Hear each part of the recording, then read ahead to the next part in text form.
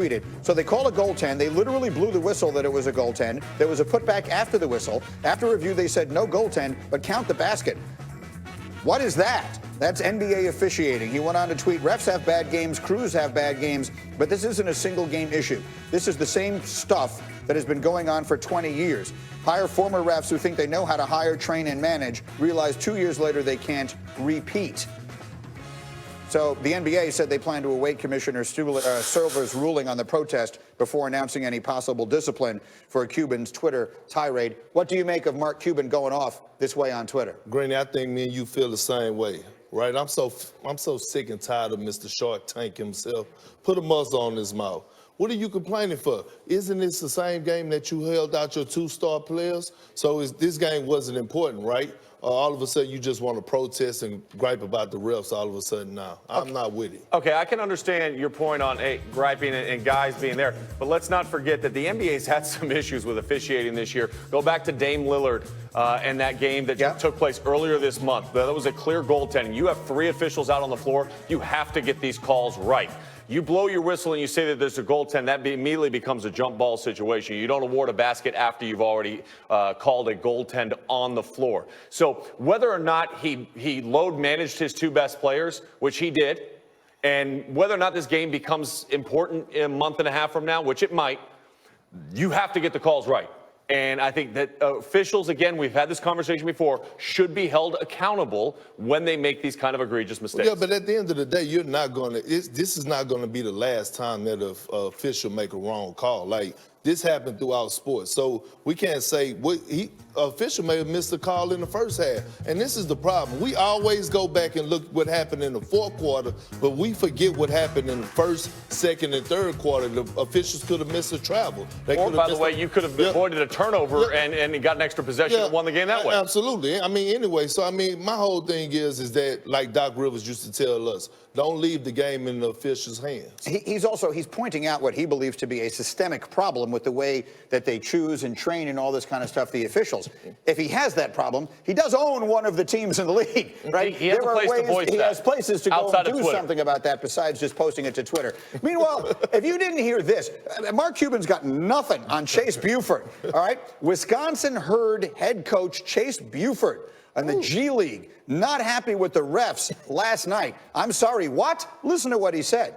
The officiating definitely went right for Grand Rapids. That was as unprofessional as an officiating performance. And I hope you tweet this out and tag the league because that was embarrassing. Matt Rafferty is a clown. That being said, we have to be so much better at the end of games. We can't blow a 21-point lead with 12 minutes to go. However bad and biased and unfair and illegal and cheating the referees are, we have to be better closing games. I'm sorry, what?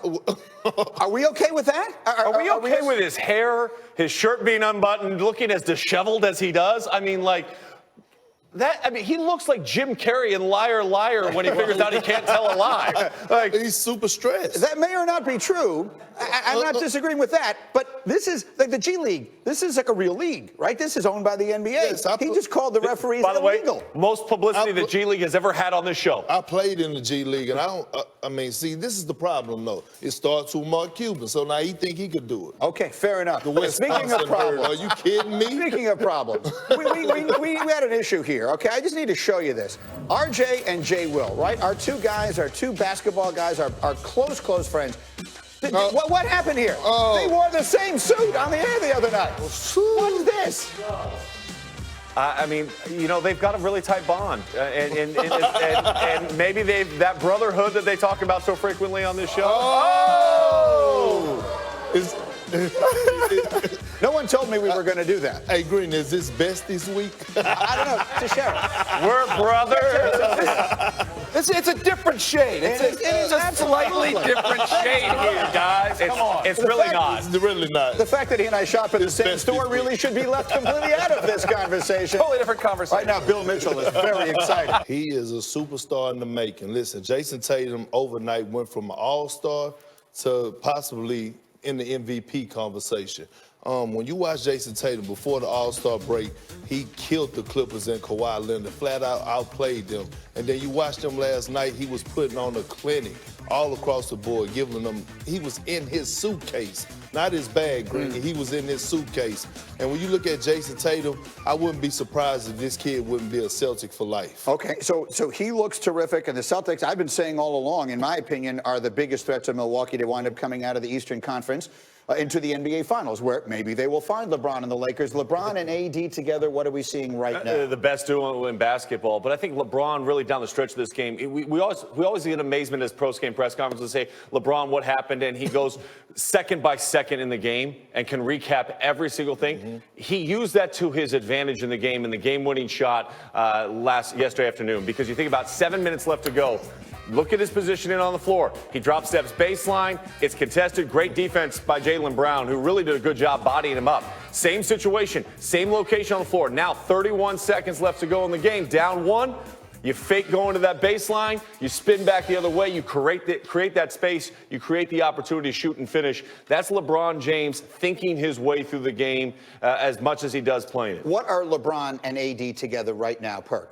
LeBron James and Anthony Davis is the best duo since Kobe Bryant and Shaquille O'Neal.